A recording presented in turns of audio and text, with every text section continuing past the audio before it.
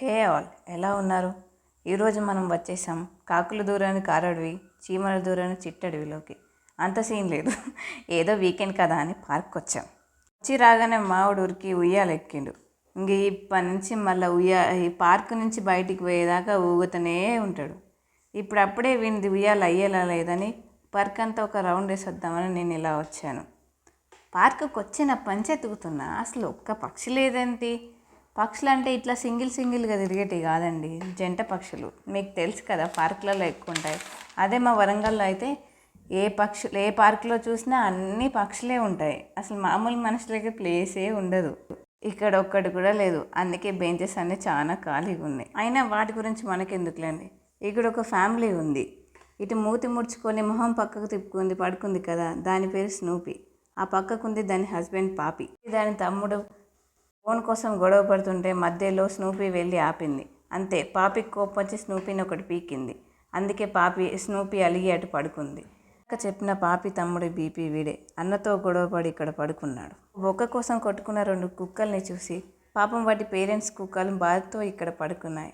పోయి వాటి పంచాయతీని కొంచెం సెటిల్ చేద్దాం అనుకున్నా. కానీ పక్క వాళ్ళ సంసారంలో, పక్క వాళ్ళ ఫ్యామిలీ పంచాయతీల్లో దూరడం సంస్కారం కాదని చెప్పి బయటకు వచ్చేసాను. వస్తుంటే ఈ బుడ్డది వాళ్ళ డాడీతో ఆడుకుంటుంది. ఎంత ముద్దుగా ఉందో కదా. మా వాడు ఇంకా ఉయ్యాల ఊగుతూనే ఉన్నాడు. వాళ్ళ డాడీ డ్యూటీ అయిపోయింది, ఇంకా మనం డ్యూటీ ఎక్కాలి. క్యూట్ మూతేసుకొని ఎంత ముద్దుగా ఊగుతున్నాడో కదా. వాడి క్యూట్నెస్ చూసి మోసపోకండి అబ్బా. తీట పనుల్లో కోతికి కాంపిటీషన్ ఇస్తాడు మా వాడు, తెలుసా? కోతిని ఇంట్లో వదిలేస్తే ఇల్లు పీకి పందిరేస్తుంది. కానీ అదే మా వాడిని ఇంట్లో వదిలేస్తే ఆ పందిరిని పీకి కూడా కింద పడేసే రకం వాడు. అట్లుంటుంది మనతోని. పార్కులో అందరు వెళ్ళిపోయిల్లని నేను కూడా కాసేపు ఉయ్యాలు ఊగుతున్నా. అదే మా చిన్నప్పుడైతే మా నాన్న జామ చెట్టుకు రేకుల కింద ఉయ్యాలు కట్టేటోడు. మంచిగా స్కూల్ నుంచి రాగానే బ్యాగ్ ఎక్కడ పడేసి పోయి ఉయ్యాలలో కూర్చొని నైట్ దాకా ఉయ్యాలు ఊగుతూనే ఉండేదాన్ని. అంత ఇష్టం నాకు ఉయ్యాలంటే. ఫైనల్గా మామూలు సైజు దగ్గర ఉయ్యాలు దొరికింది. కానీ మనకి అలా కూసవద్దలేదు. నేను కూసబెట్టినా కూడా వాడు ఉంటలేడు.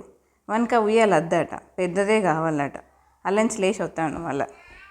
ఫైనల్గా మీకు నేను చెప్పొచ్చేది ఏంటంటే, వీకెండ్స్లో అయినా వీక్ డేస్లో అయినా కుదిరినప్పుడు అప్పుడప్పుడు మీరు కూడా పార్కులకు వెళ్ళండి. చెట్ల కింద కూర్చోండి, ఆ గాలిని పీల్చండి, ఆ గడ్డిని ముట్టుకోండి, ఆ మట్టిని పిసికేయండి. దానికి వీకెండ్ పేరు మీద మా ఆయన నేను కొన్ని క్యాలరీస్ కరిగించుకొని ఇంటికి బయలుదేరాను. నెక్స్ట్ వీడియోలో మళ్ళీ కలుద్దాం.